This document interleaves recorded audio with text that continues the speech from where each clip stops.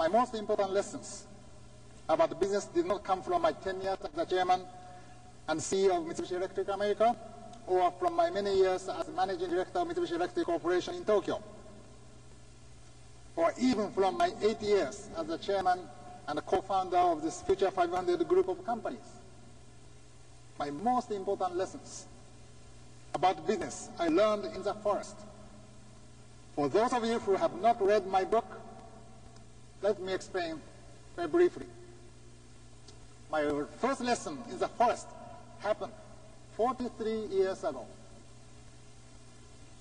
2 days after I finished my graduate studies at the University of British Columbia, I was asleep when I got my lesson.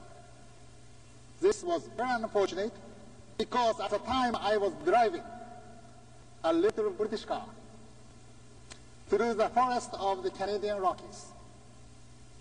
It is not advisable to drive a car through the Rockies when one is asleep. You might drive off a cliff, which is exactly what happened to me. When I woke up in the hospital, I had plenty of time to reflect upon what I could learn from this incident. I remember the advice that my father had given me a few years before. He knew I was an adventurer and a risk taker. He liked that, but he didn't want me to have too much of a good thing. So he took me aside and told me, do whatever you want, but don't die.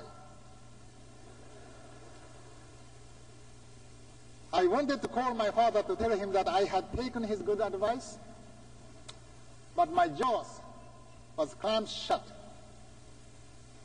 So I couldn't. I still have about 5 staples in my jaw. He found out anyway. The Japanese Consul General saw an article on my adventure in the local newspaper and sent it to him.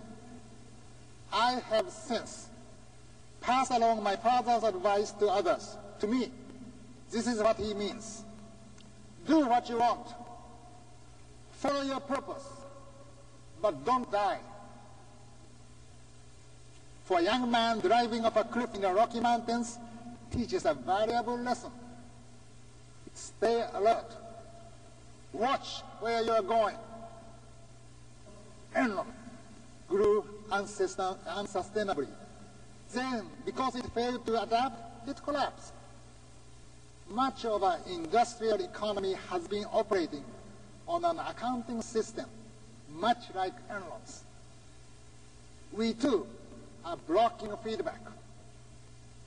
We are ignoring ecological and social costs and benefits that should appear on our balance sheets. One way we do this is the way we account for hydrocarbons. When we buy hydrocarbons, we don't count the cost of creating them. We just count the cost of extracting them. Ready-made, from the bank, from the earth. That's like valuing our life savings according to the cost of driving to ATM to withdraw them. No feedback, no adaptation, no innovation. We slow our response to change. We make ourselves vulnerable. Gradually, the feedback signals grow louder until we finally are forced to react to them. They take the form of Bhopal, Valdez, global warming, energy conflicts, terrorism, war. Let me propose 4 principles from the rainforest that can help us change our business incentives. We in business must begin to follow the examples of Andrew Carnegie here in Pittsburgh, Henry Ford in Detroit, Iwasaki of Mitsubishi, William McKnight of 3M, and others, the inspired business activists who created some of the first great companies. Their greatness is not that they saw opportunity in selling to the already wealthy. Their greatness is that they saw opportunity